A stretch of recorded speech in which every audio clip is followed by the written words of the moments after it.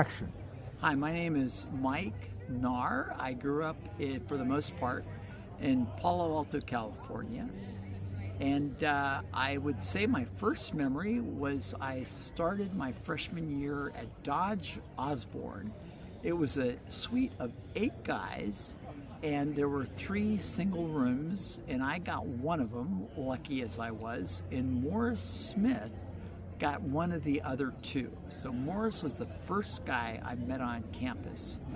What I particularly remember during my freshman year, certainly in the first couple weeks, is I heard a rumor that if you stole the bell clapper, that classes would not start.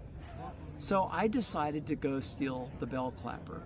I had met a young lady, her name was Deb DeFa, and we agreed that we would wake up, well, we would go early in the morning on a Sunday and steal the bell clapper.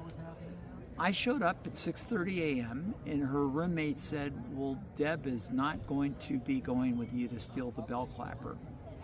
I was not deterred. I went to Nassau Hall and I saw in front of the building a rope that hung down to the balcony. And I said, if I could scale the arch to get to the balcony, I could pull myself up to the roof and go get the bell clapper. I did that. I got to the roof, I went to the belfry, climbed up to the belfry, and I saw a hacksaw there, and the bell clapper was gone. Somebody had beat me to the punch. Not thinking at all, why would there have been a rope hanging from the roof down to the little balcony in front? I decided as a memento that I would take the hacksaw and bring that back as my souvenir of my failed escapade. As I started descending down 2 minutes, 1 minute? 3 minutes. 3 minutes. As I started descending down the bell tower with the hacksaw in my hand, I fell 8 feet and cracked my ankle. And because it was starting to rain, I slid down the roof towards the 4-story drop. I stopped about 10 feet short. And then I started yelling for somebody to come rescue me with my broken ankle. Sure enough, one of the, what did they call them? Proctors. Proctors, thank you very much, came, and they came up through the belfry tower, through the tower. There's an elevator, apparently. If I'd known that, I would have saved myself all this trouble. And they said, you know, you can get 10 years for trespassing. And I thought, geez, I thought it was only 2. So the next day there was a big article in the Daily Princetonian saying, would-be clapper napper fails to get clapper. So that was my first A at Princeton, was failure to get the bell clapper. So anyway, that goes to show how people can actually fool the admissions committee and gain admittance to Princeton. So that's my memory of the first couple weeks of freshman year. Excellent. Is that a wrap? That's a wrap. And Let's how's give your it up ankle for going? Mike. And my ankle is... Action. My name is Morris Smith. I spent high school in Toledo, Ohio. I went to Maumee Valley Country Day School, and from there, in my what would have been my senior year in high school, I went to Clemson University for a year. You say Clemson? Clemson University. In South Carolina. In South Carolina. And then at the end of that, I applied to Princeton and came here as a freshman in 1972 with the rest of the class of 1976. Shortly after getting here, Mike Naar was my roommate, and Mike was quite a character, and he was madly in love, and he was going to go steal the clapper with his new love, and apparently that didn't work out quite right. And the next morning, I'm sitting in Holder having breakfast, and my classmates are saying, you know, one of our classmates climbed up the Nassau Hall to get the clapper and apparently rolled down the roof and got caught on the gutter, and he was then discovered finally by the proctors after about an hour and a half and rescued, and he had a broken foot. And I said to them, I said, well, it sounds like something my roommate would do. And I get home, and sure enough, there's Mike with his foot propped up. But the clapper in his hand? No, he had climbed it after the clapper had already been stolen. Oh. Yeah, so he had a wow. really interesting experience. So that was the start. I started taking a lot of chemical engineering courses in my freshman year, which isn't normal. Normally you'd wait until your sophomore year to declare. And physical chemistry and, you know, a whole lot of things, because the advisor in the department seemed to think that since I'd done so well at Clemson, I'd do well at Princeton. Haha, that didn't work out. But one of the things that did happen is I ended up taking physical chemistry. And the professor in that course said, if you study all of these problems, he gave us 25 quantum mechanical problems to solve, said if you study all of these problems, 5 of them are going to be on the exam, everything will be fine. Well, you know how long it took to solve all 25 of those problems? So I'm like doing this in Fine Library. And one night, I had worked so late that they'd come around and locked me into the library. So I ended up having to sleep on the floor in Fine Library that night. But I learned all about the fact that you had Nash that had been wandering around writing on the blackboards down in the halls of Fine Tower, and all of that stuff at that time. So freshman year was quite an experience. I didn't get an awful lot of sleep, I remember. I did take the Daniel Seltzer Shakespeare course, which was a pleasure. And then a few things, because I had knocked some of the requirements out of the way, like music theory and navigation, and I would never get back to having that level of academic freedom again during my time at Princeton. So freshman year was an interesting experience, and it sort of went from there. So Finished? yeah. Let's give it up. Yeah, that was good. Thanks, Morris. Okay, thank you. Action. Don Grasso. I grew up in Upper Arlington, Ohio, suburb of Columbus, and I became an individual for the first time coming to Princeton. I have an identical twin brother, and he went to Cornell. And so for the first time, we were split, which is really interesting. My roommates, Bob Schick, we were in a three-room suite. Bob and I shared a room, and Bill Thompson and Peter Klotz shared the other room. We had a fireplace. It was great. Memories. Well, Ron Hall and I tried to steal a clapper during the presidential address on the honor code, so we missed that. We figured it'd be a good chance to do that. It didn't happen. We didn't get it. Another great memory. Hank Healy lived above us, and we started getting to water fights between our room and their room, and it elevated to, all of a sudden, a hose went through our mail slot, and water flooded our living room floor. We had a lot of fun that year.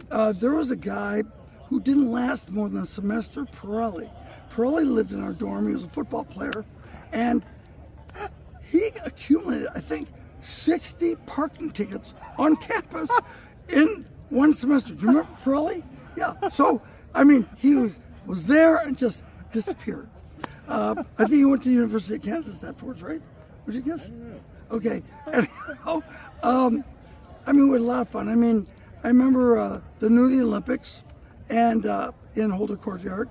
I remember the funnelators that we had, and we were shooting golf balls and water balloons over the dorm into Nassau Street. And you could hear the cars, you know, from our side. We really had a lot of fun. I'm going to fast forward. I took 4 kids from Cardinal High School, football players, on a Princeton tour. And they had this person from Orange Key, and she was so boring, talking about this dorm, that dorm. And I said, pulled my kids aside, I said, hey, see a Dillon Gym Tower there? Well, JT and I stole the flag from up there. And then I said, see that dorm over there? Now that dorm, there was a monkey living there, and they had a rope to the tree, except the monkey chewed through an electrical cord and started a fire. Remember these things? And I'm giving this tour, and these other people in tour were gravitating towards us, and the tour guide looks and goes, what class were you? And I said, 1976. She goes, oh, well, you could get away with that then. I said, does that mean you don't have any fun anymore here? But, I mean, back to freshman year, I guess we were so bored. Mark Shook worked for DSF, and Shooky would go and get a huge thing of eggs. I would buy the beer, and we'd sit over Washington Road and Faculty Road on that little elevated spot there, and we'd heave eggs into the intersection, drinking beer. I mean, how bored could you possibly be to do this stuff? I don't know. I'm trying to remember other funny things. We had a lot of fun, and I love this place for that reason. It's great, and I've been honored to do something here.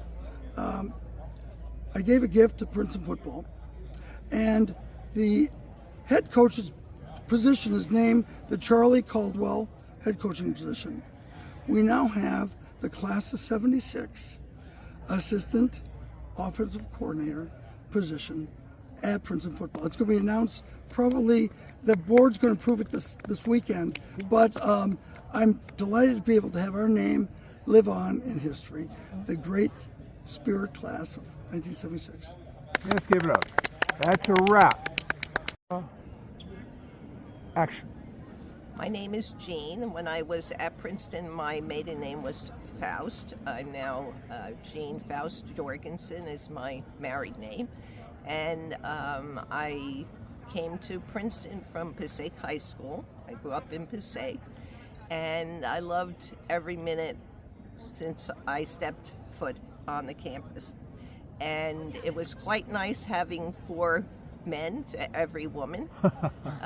And I do remember somebody named Matt Flournoy that rushed to help to carry my suitcases and my stuff. So that's one of my good memories. And one of my bad memories is I got an F in calculus, which I hated. And I must admit I didn't go very often, but that was my level of incompetence in math.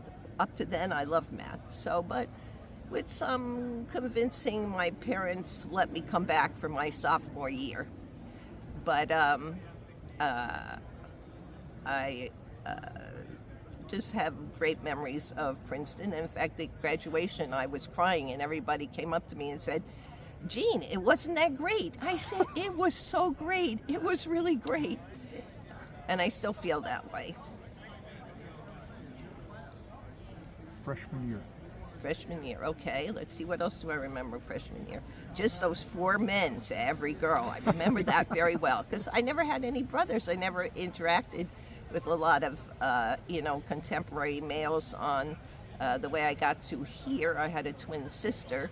So it was nice, and I also remember that I didn't have to join any of the dining clubs or pay extra to do that, because all I did was went up to the door and said, I have these.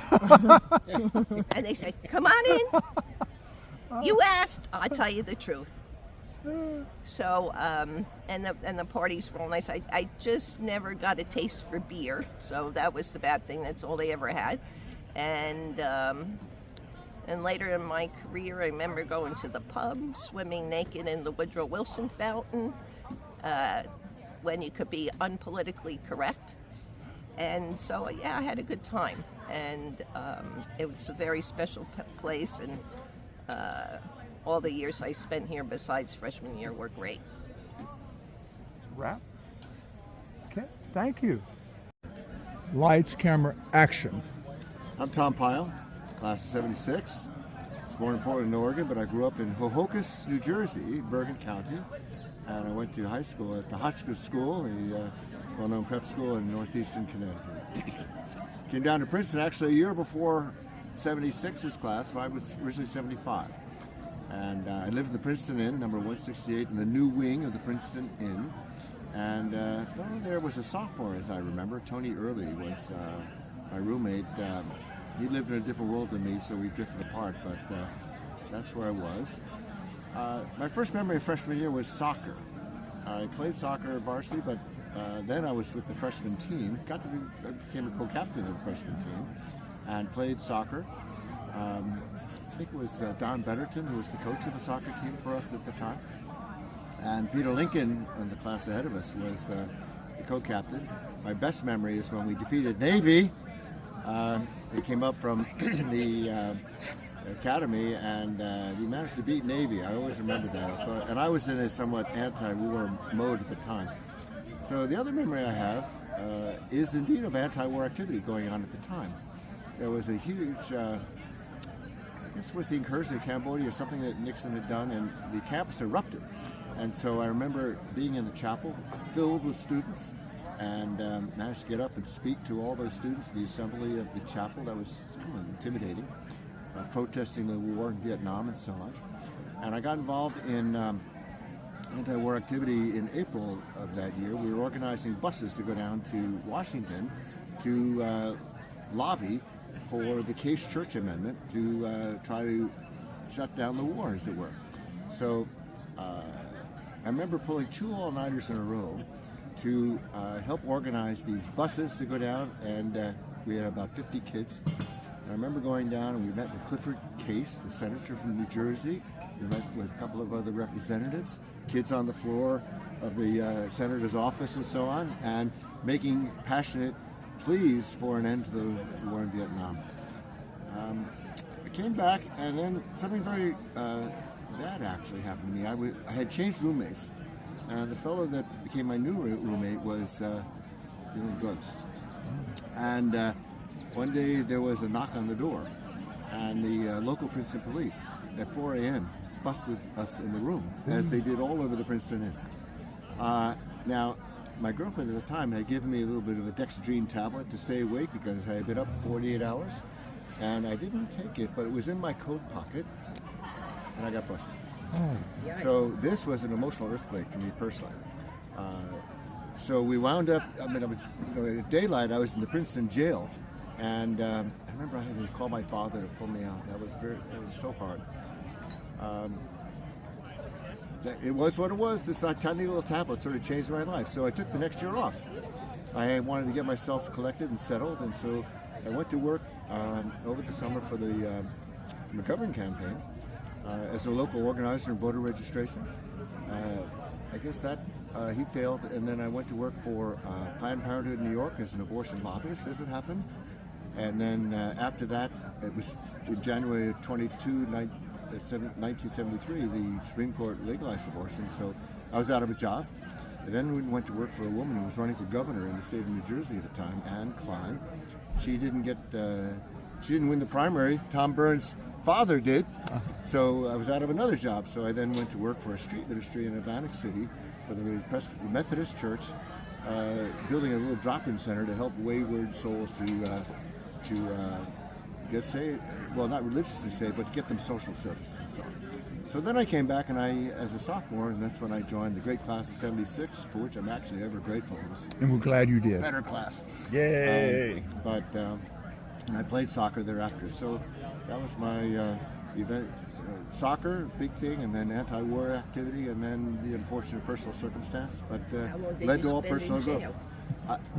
It was about 24 hours, and I would just remember trying to explain what had happened to my dear father. Oh, I still choke up when I think about it. I was weeping in front of my father. And who was your father? My father, well, you would all remember, my dad was Dr. Lou Pyle. He was a physician. He was head of the athletic medicine at the time, and he was also eventually head of the health services. So many of you know some of the stories. You've all been either had athletic injuries or whatever, and so it was a family affair. He had gone to Princeton before me, and I was so proud to be his son and to be proud to be sharing the Princeton experience with him here. Let's give it up for Tom. Tom, that was great. I've heard was a that good story story, Tom. before, I like but that. I think that's Lights, camera, action. Okay, so my name is Ellen Harvey, and Grow up. I grew up in Baltimore, Maryland, and I went to high school in Baltimore, a small girls' school. What was the name of the girls? St. Timothy's School was the name, Thank you. and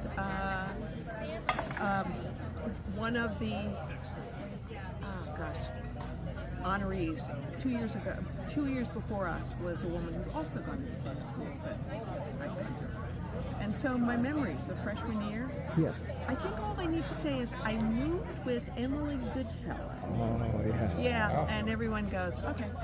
And Emily was an amazing athlete, still is an amazing athlete, and her view was, now we are playing this sport. I came to college to do other things, and she started in the fall and said, now we're playing field hockey. And so I said, okay, field hockey, my sport, I got it. And then the next one was, now we're playing squash in the winter. And And you never played with squash. her. You played with her. I played on the same Oh, okay, team fine. with her, and but I was not a squash player. And she said, "Don't worry, we'll convert you." I was always very low on the ladder, but I did play. And then spring came, and she said, "Now we'll play lacrosse. You're from Baltimore. Do you know how to play lacrosse?" And I was like, "No, I was a tennis player." And she said, "Don't worry, we'll teach you." And so I did play lacrosse, not very well, but all they needed was warm female bodies on the teams at that point in time. So my memories of freshman year are being dragged from one sport to another by Emily, and I'm grateful because it was a wonderful group of people to get to know, and it became sort of our support group, as there were, as you know, not so many women on the campus, so it was really important to have that support. And so that was a primary memory for me of freshman year. Otherwise, it's a blur.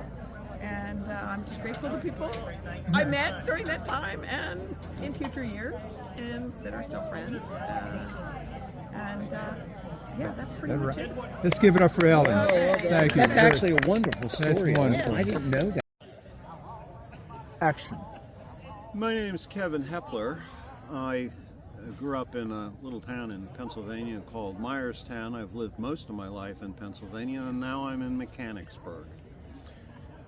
I arrived at Princeton. Parents dropped me off, and it was peace and quiet for a few minutes, and then I started walking around campus, and there were a bunch of other people wandering around, and, well, let's walk together. And that's how it all started, and the next thing you know, I'm seeing some of those people tonight.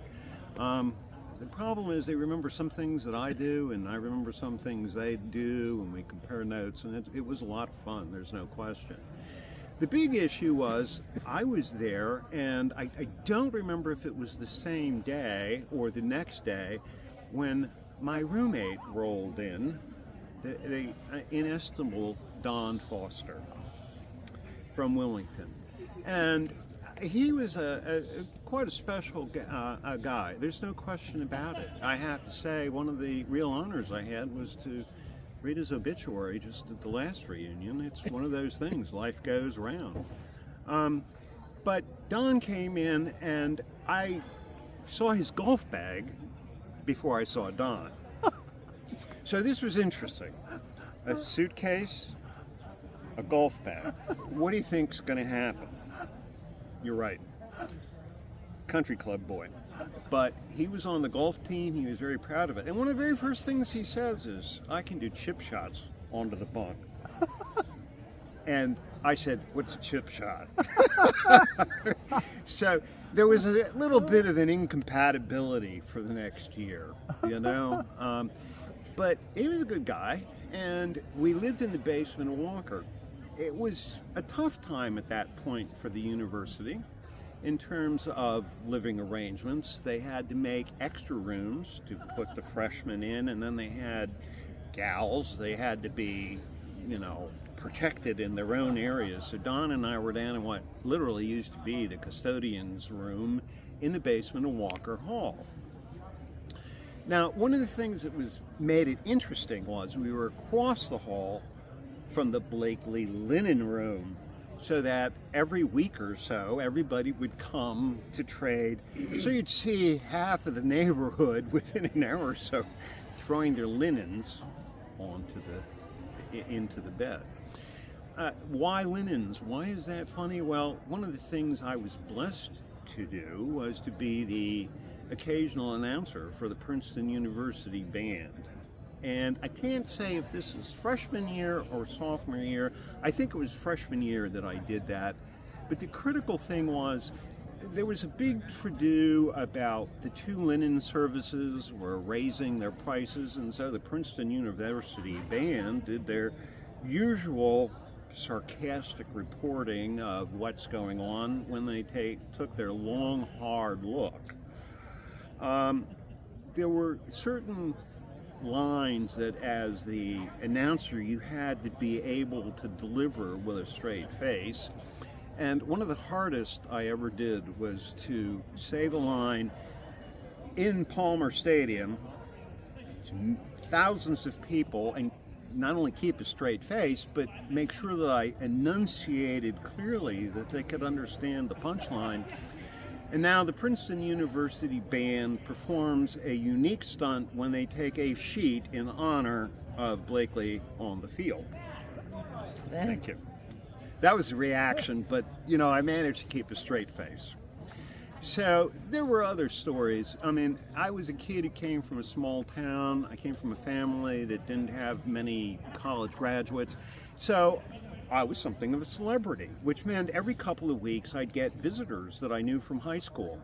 They would want to come and, what's this university like? I mean, it's Princeton. One of my favorites, and I tell this story all the time, even now, walking across campus in the section with all the Gothic art, people would say, is this the chapel? No, it's just another Gothic building. Finally, we walk into the chapel, they see the stained glass windows, and they say, this must be the chapel. 15. Action. Hi, I am Cindy Albert Link, and I was Cindy Greenwald when in the fall of 1972 I arrived at Princeton. I came from a desolate Yankee wasteland, New Haven, Connecticut, although I was born in Alabama, so I brought many cultures into my years prior to going to Princeton. And I came from a family of Yaleys who were very concerned that I was squandering my college years by going to a prep school in New Jersey. And I arrived at Princeton filled with resolve to be absolutely unsurpassed academically. And that was my focus. I thought, I have to choose my courses wisely. I have to be really careful about, the sequence across 4 years. I didn't really know what I wanted to do with my life, so it was hard to structure selection of courses. But I really focused more on that than anything else. Just goes to show that we don't know much when we're 18, even though we think we know everything. Because I have no recollection of most of the courses that I took. It turned out they weren't that important. The faculty were brilliant and mesmerizing, and I remember some of them with enormous respect and gratitude. What stands out the most? I'm sure you hear it all the time. It's the friendships, and those friendships begin with the first day you arrive at Princeton. Had I known how important those friendships were going to be, I might have been a little anxious about what to say to people as I met them. What impression was I making? How was this going to work? But I didn't know. So I think I was just my normal self, and I am so grateful that across the decades, many of those friendships that I made freshman year are still with me today, as strong as ever. I have a group of 12 women with whom I gather either by Zoom once a month or in person, as we no longer have children to raise, and we have freedom to travel more together. One of the people I met orientation week, I think, was Matthew Flournoy, and he and I were cheerleaders together, and he's one of the people I'm so proud to call a friend, and I'm very grateful to him, and just as important, to our honorary classmate, Joanne Flournoy, who has been tireless in making the class as much of a community and a powerful group. So I would say that freshman year was just a springboard, but certainly I had no idea what things were going to be most important, and I'm so grateful to Princeton and to the great class of '76. Wrap? That's a wrap. Excellent. Okay. Okay. Action. Bill Katen Narvell. I grew up in Atlanta, Georgia. I was born in Philadelphia, but had lived in New Jersey for a few years. But I grew up in Atlanta. When I applied to Princeton, I was actually an exchange student in Japan. I had not seen the campus. I had no idea what I was getting into. I showed up for the freshman visitation week. My uncle, who lived in Philadelphia, drove me down Washington Road, which was then Elm LA. I remember driving down this unbelievable elm canopy coming into Princeton and looking around at these kind of Gothic buildings, and it was like, wow, this is what a college is supposed to look like. I'd never seen it. And it was a little bit like I died and gone to heaven. I had been at a public high school in Atlanta. It was, in hindsight, it was a great school. I had a good experience, but at Princeton, it was a place where it was finally okay to be smart. So that was great. I showed up freshman week. My parents drove me up, and I moved into 1901 with 3 roommates. I had Martin Booker, who was a black guy from Chicago, nominally Catholic. I had Greg Mays, who was a black guy from San Diego, nominally, I think he described himself as Buddhist, but that was the way he described himself. And Steve Thumb, who was a Jewish guy from Long Island. We are convinced we were an experiment. You could not have put more, without getting international students, you could not have created a more, I was nominally Episcopalian from an Atlanta, so I was a WASP from Atlanta, and so you could not have put a more diverse suite together. We had a great year. We scavenged a couch off the street that had no cushions.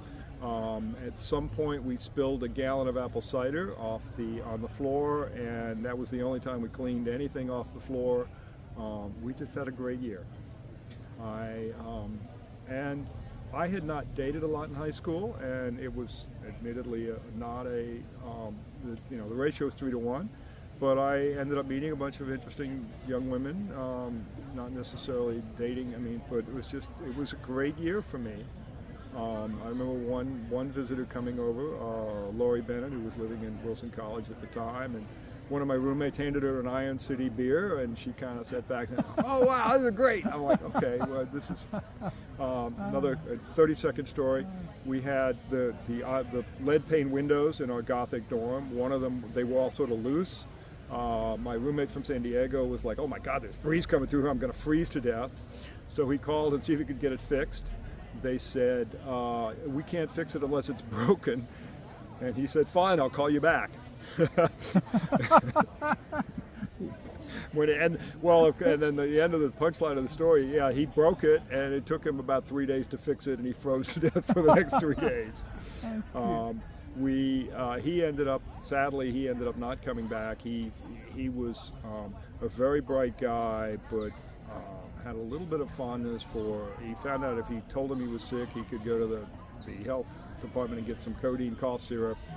And he also a little fond of marijuana, so he ended up not, he was a bright guy, but he just didn't come back. So I had a great freshman year. I was also rowing my freshman year. I got to understand what it took to be an elite athlete. At the end of the year, I decided I wanted to do something other than eat, sleep, study, and row, and so I dropped out of rowing. But it was a great freshman year. I love living in 1901. Steve and I have been best friends ever since. We've been at his daughter's bar mitzvahs, my daughter's baptisms, his daughter's wedding, my daughter's wedding. That's all. It's kind of great. Thank you so much. You nailed it. Action. Well, I'm Willy Landrian, and Matt asked me to talk about my memories of freshman year. I will start with my very first day here, freshman year, and I remember very vividly what happened. I was driven here by my parents and my sister from northern New Jersey, and we came here to Princeton. And on the way down in the car, there was discussion about what my roommate would be like. Because back in those days, of course, there was no cell phones or anything like that, so I think I made a phone call to his house phone during the summer, talked for 30 seconds, and that was the extent of my knowledge of my freshman year roommate. So anyway, we get down here, and we get close to the Princeton Inn where I was living freshman year, and as we're pulling around by McCarter, there's a guy walking by himself on the sidewalk towards the inn, and my sister yells out, "That's going to be Willy's roommate." And we all looked, and this guy was, he had like white socks on, his pants came up halfway up his ankles, he had a checked shirt on, short hair. That was back in the days when people had long hair, and he had short hair and glasses on, and he just looked, I have to admit, pretty nerdy. And so everybody could laugh about that, so she pointed out that's going to be my roommate. Well, then we get to the Princeton Inn, we go to the check-in place, and the woman there says, "Oh, your roommate's already here." I had a double in the old part of the inn, second floor, and she said, "Your roommate's already checked in." So I said, "Okay."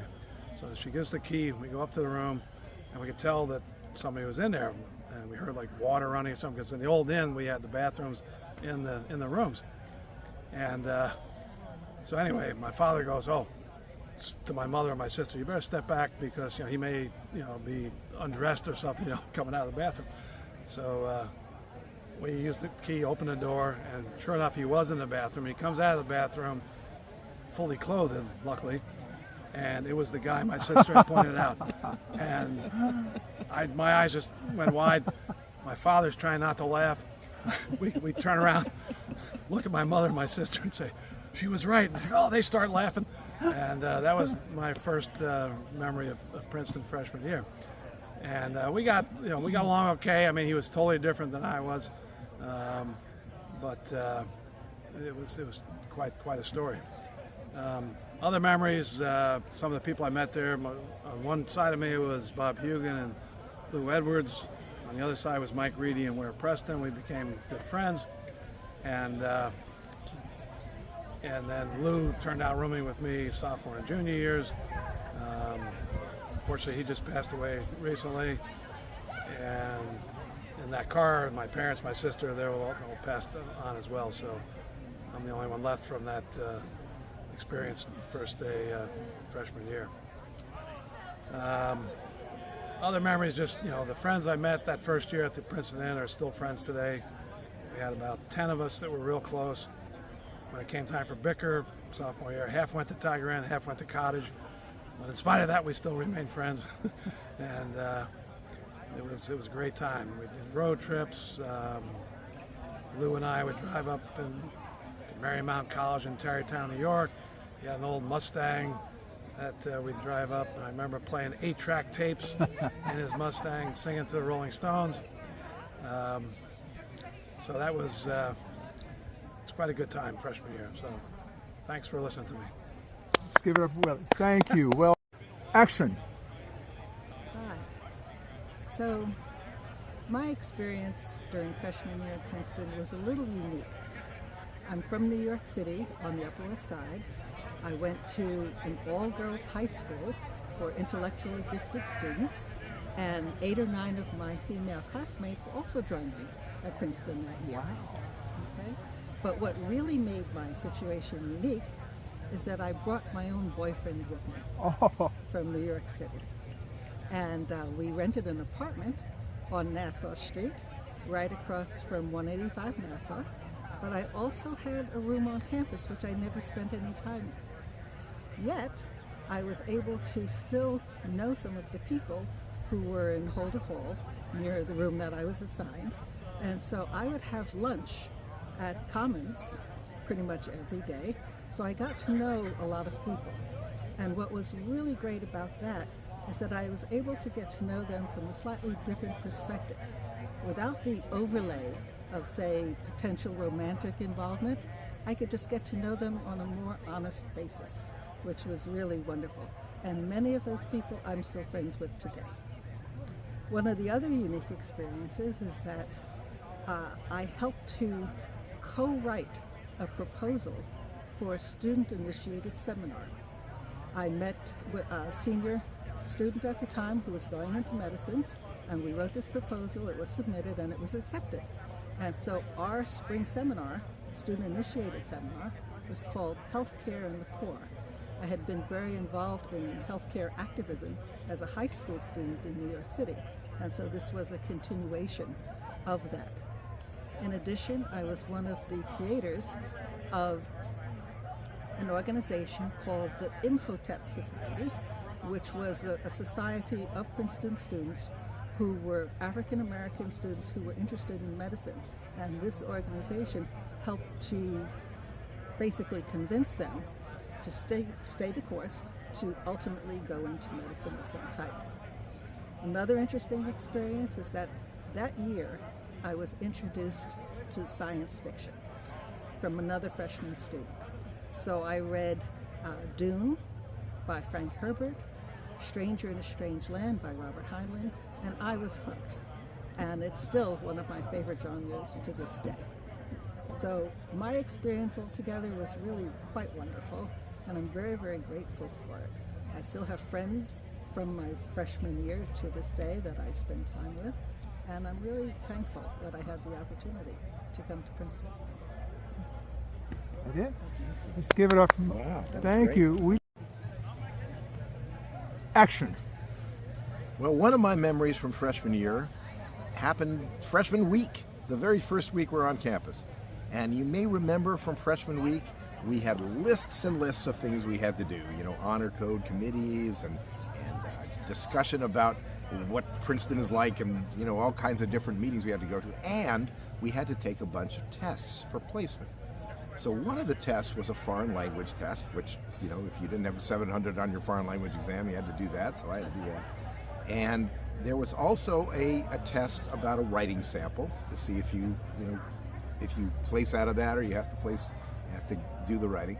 And then, you know, I think there were a couple of other things you might have to do, but then you ended up with a meeting with a guy who would advise you on what to do, which classes to take.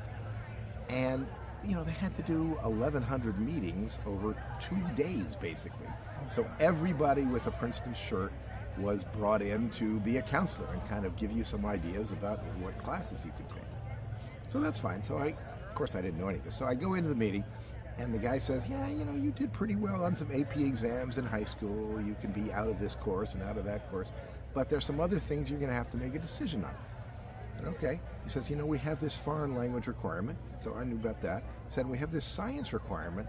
You have to take 2 semesters of a science class with lab, unless you got a 4 or a 5 on your science AP.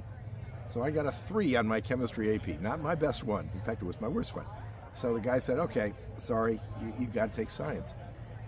And then I had done really well in some other things. And so he said, well, here's what you can do.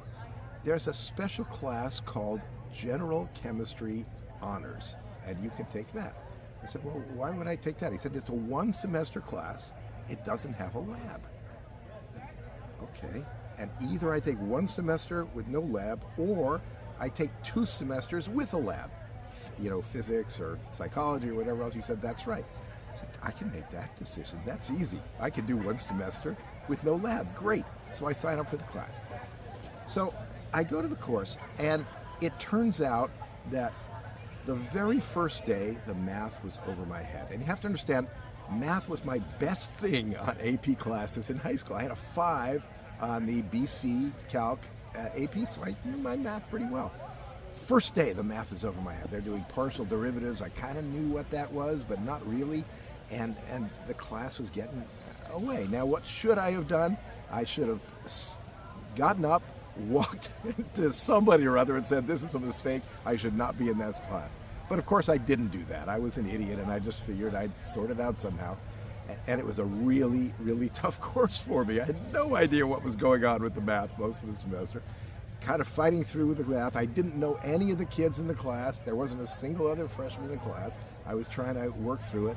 I got through the end of the semester, and I passed as barely as you can possibly pass, which did get me out of the science requirement. But it was a very tough experience. And what I found out was this class was not really designed for Joe Blow who wants to take a little science.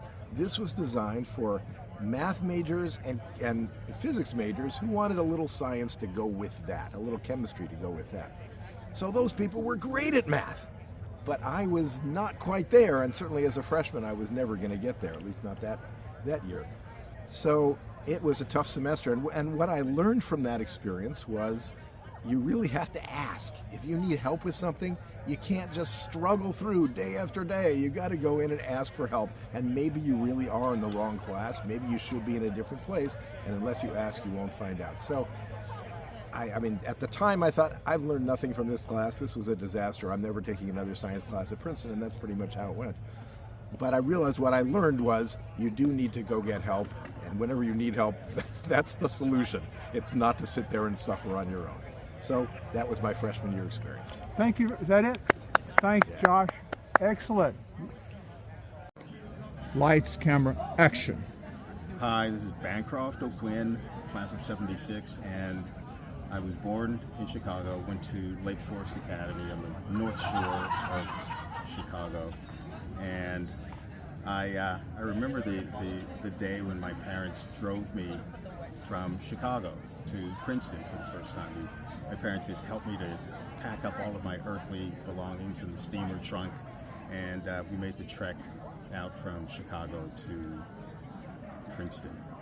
And I'll never forget the day that we pulled up onto University Place, immediately adjacent to Jolene Hall. And we unloaded all of my belongings. We carried them up what seemed to be 10 flights of stairs because there was no elevator in the dormitory at Jolene. But we took all of my things up 3 stories, and it was very hot and really kind of exhausting. And I know that my parents were really proud to have me enter Princeton, but I was pretty young when I first when I enrolled. I was actually 17 years old, and although my parents were proud, they were clearly somewhat anxious to just drop their baby off at Princeton and then to drive away. But I remember it was really pretty bittersweet for them. You know, we had unloaded all my things and they were ready to go home, and it was kind of a touching moment, kind of a difficult moment for them. But we made it through that first day, and I remember early on and during our freshman week or two, there was an outdoor reception for our classmates, a meet and greet. I can't remember if it was on Chancellor Green or in front of the Prospect House, but President Bill Bowen was there, and I will never forget the one-on-one chat that he and I had, and I found him very warm and just comforting. And President Bowen said to me, you know, welcome to Princeton, and wish you the best of luck in your first year here. As it happens, President Bowen was starting his first year. It was his first year of his tenure as president of the university, and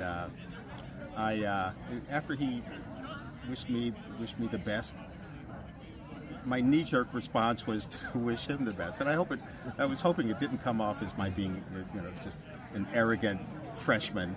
But I said, well, President Bowen, I wish you the best of luck in your first year as president of the university. And but in any case, after that, Let me ask about your roommates in your room. Where were you assigned a room and everything? I was assigned to a roommate who was not one of. He was very. He was not a nice guy. Oh. He'd been recruited. He was as a basketball player, and so I was like 5'5", and he was like 6'4", and he was just not. He was not a nice guy, and so we didn't last even the whole year. So I ended up getting another roommate probably halfway through the first semester. But in any case, I just want to move on and talk to you about one of the most impactful things that happened to me during our first year. And within the first week or two, I discovered that there were a cappella groups at Princeton. I had no idea that they were here before, and I had grown up singing in my childhood. I sang with the Chicago Children's Choir and sang with the Glee Club in high school, and so music was a big part of my life, especially singing. So when I heard the a cappella singing groups, and I heard the Nassoons, it was clear to me that was the group that I should audition for. And so I did, and there were 4 of us that year that auditioned and were accepted. And it was Steve Bogardus, Bobby Vyasovich, Ben Indig, and me. And so the 4 of us, out of probably just a very large number of people, were accepted by the group. And those Nassoons, not just the 4 of them, not just the 3 of them, but also all of the Nassoons have been extremely good friends of mine for the last 50 years. And so much so that we actually continue to have mini reunions every 3 to 5 years. A brotherhood that you could never ever imagine. It's just a long-standing, deep-rooted friendship. So it's one of clearly one of the best things that ever happened to me at Princeton. Let's give it up for Bancroft. Yeah, it was very nice. Excellent. Action. My name is Rosalie Norair. I grew up in Freehold, New Jersey. The only famous person who came from Freehold is Bruce Springsteen. Oh. Wow. But people didn't know that when I started at Princeton because he wasn't famous yet. And freshman year, I remember living in the Princeton Inn Annex. And they called it was the all-woman wing called Virgin Village. And my freshman roommate was Kristen White. I'm supposed to keep talking. Yes. Okay. Who were your other roommates? There was just one. Okay. Who else lived in the wing? Lots of people lived in the wing. Cindy Albert Link